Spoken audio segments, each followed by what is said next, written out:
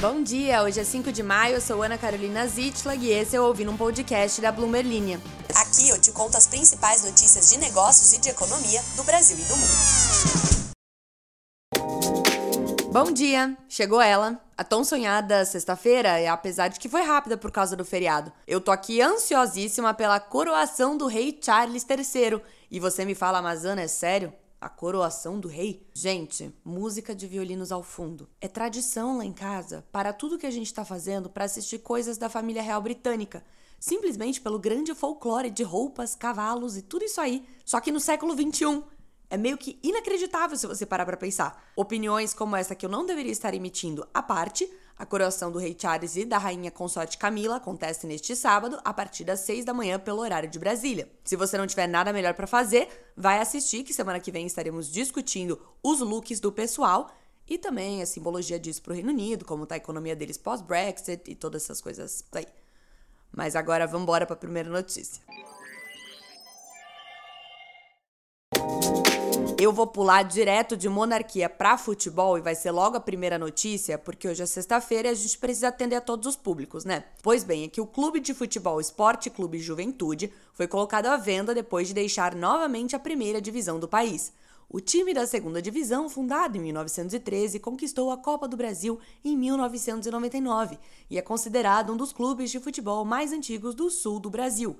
E eu não fazia ideia de que esse time era do sul, lembrando que eu sou do sul, para vocês verem o tamanho do meu conhecimento de futebol. Bom, mas por que estamos falando de um time gaúcho ainda por cima, que foi colocado à venda? Eu que não estou nem aí com o futebol, o que eu tenho a ver com isso? É que a XP Investimentos foi contratada pelo Juventude para atuar como assessora financeira exclusiva em qualquer negócio que rolar para eles. E isso é interessante porque, se a venda for concretizada, vai seguir uma série de negócios recentes que trouxeram capital estrangeiro para o futebol brasileiro. Estamos exportando não só jogadores, como agora internacionalizando o financiamento do nosso futebol. A 777 Partners, com sede em Miami, comprou uma participação de controle no Vasco por 137 milhões de dólares em fevereiro de 2022, um mês depois do fundo de investimento americano Eagle Holding adquirir o Botafogo. O City Football Group de Abu Dhabi, que também é dono do Manchester City, comprou essa semana 90% das ações do Bahia.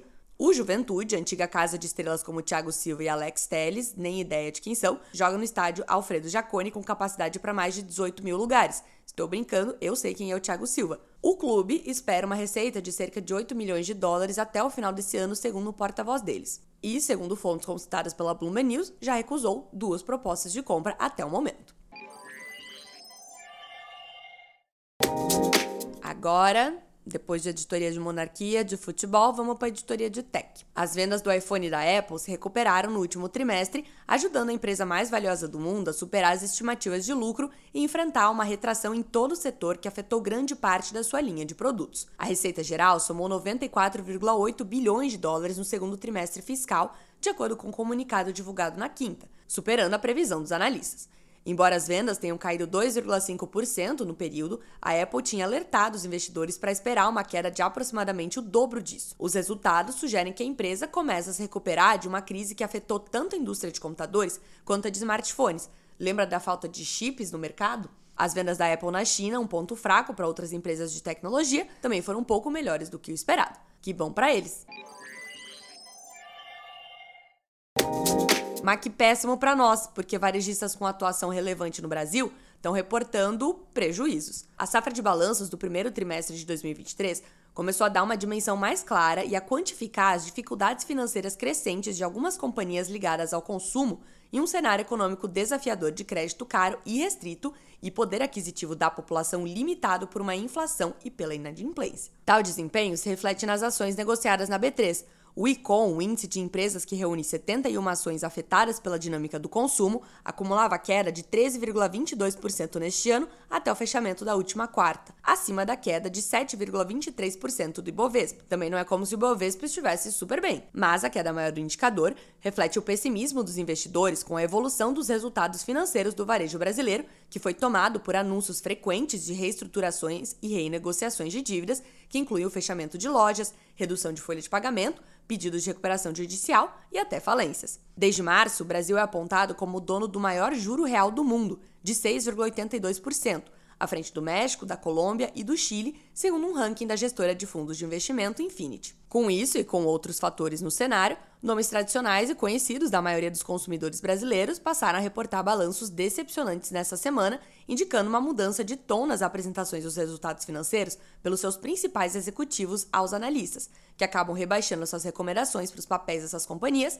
e revisando o preço-alvo lá no final. O Grupo Pão de Açúcar, ou GPA, um dos maiores grupos varejistas alimentares da América do Sul, que é controlado pelo grupo francês Casino, divulgou um prejuízo de 248 milhões de reais no primeiro trimestre, com margens ainda pressionadas pela inflação. O principal concorrente do Pão de Açúcar, o Carrefour, já havia na véspera anunciado seu primeiro prejuízo desde a abertura de capital em 2017, o que fez a sua ação fechar em forte queda de quase 10% na quarta. Já havia, dona de marcas como Casas Bahia, Ponto e Bartira, colheu um prejuízo de 297 milhões de reais entre janeiro e março, período em que fechou 4 lojas, incluindo a do prédio Mapping, como é conhecido o edifício João Brícola, no centro histórico de São Paulo. Lá na Bloomberg Linha, você confere o ranking selecionado pelo meu grande amigo e repórter Sérgio Ripardo, com todos os resultados das varejistas brasileiras até agora.